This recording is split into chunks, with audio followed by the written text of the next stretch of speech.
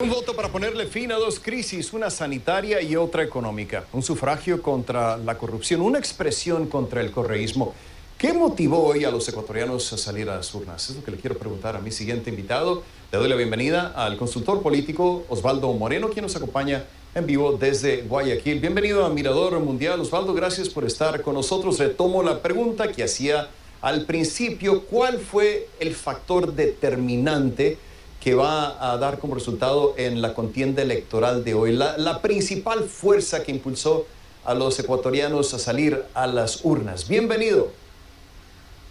Buenas noches, un gran saludo a CNN, siempre un gusto atenderlos. Bueno, estamos viviendo en este momento lo que se consideran la gran mayoría de economistas de este país y de Latinoamérica una de nuestras peores crisis de la historia, en lo que no están de acuerdo los economistas en quién tuvo la culpa.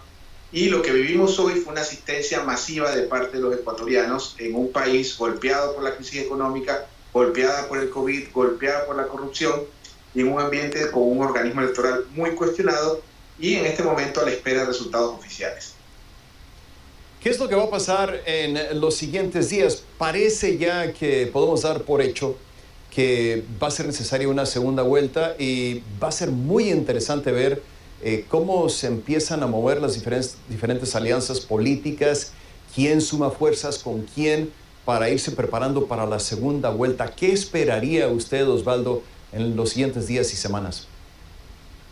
Bueno, primero resultados oficiales, porque algunas de las firmas encuestadoras en la elección pasada se equivocaron rotundamente y algunos de los voceros de esas encuestadoras que hicieron el exit poll son o fueron voceros de una de las candidaturas que están en segunda vuelta.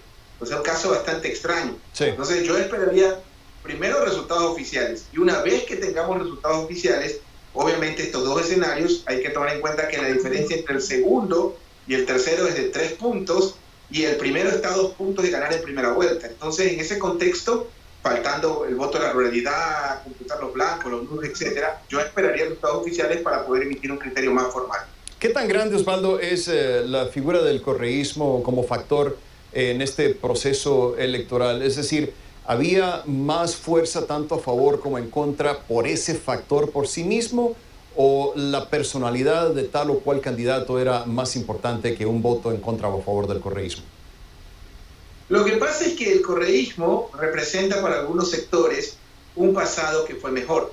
Si es que la vara es el morenismo, un gobierno que tiene 93% de rechazo, un presidente que el 97% de los ecuatorianos no cree su palabra, y un gobierno como el de Correa, que su evaluación era 4, 5 sobre 10, versus el de Moreno, que la evaluación es 1, obviamente si el parámetro o la vara es el morenismo, existe un pasado que para algunos fue mejor, y en este caso eso genera una suerte de nostalgia en muchos de los ciudadanos. Ahora, ¿qué nos dice sobre la situación en la que se encuentra el país en este momento?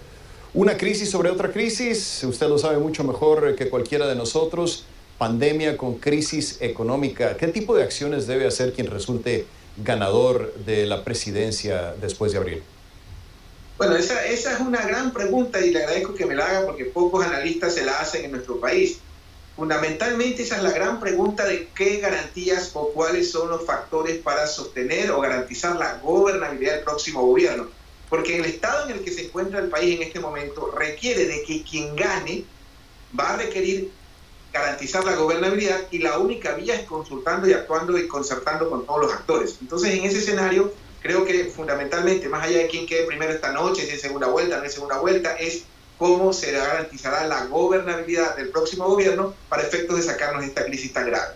¿Seguirá igual de dividido el país, Osvaldo? ¿Hay manera de conjuntar esfuerzos? Porque realmente es una división no solamente de un lado del otro, sino en diferentes facciones, ¿no? Bueno, señor periodista Romo, preocúpese el día que no existan estas divisiones. Esa es la democracia, ese es el debate. Esa es la ausencia de consenso en ocasiones es necesaria porque esa es la democracia.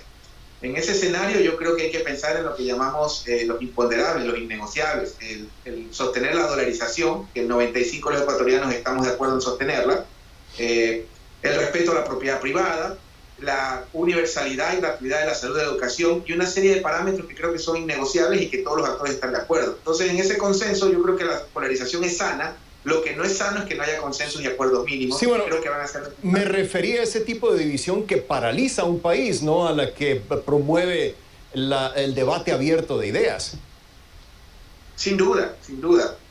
Lo que pasa es que también hay polarizaciones y polarizaciones, ¿no? Es decir, acá no estamos al borde de una guerra civil, aquí tenemos un debate de ideas, un debate político también, donde hay muchos actores que, digamos, de la sociedad que han terminado politizándose ante la ausencia de contendores del correísmo. O sea, es un poquito larga la historia, pero en todo caso esa polarización es parte un poco de la escena y desde mi perspectiva es sana. Bien, le agradezco al consultor político Osvaldo Moreno, quien nos acompañaba en vivo desde Guayaquil. Gracias, Osvaldo, y hasta más tarde.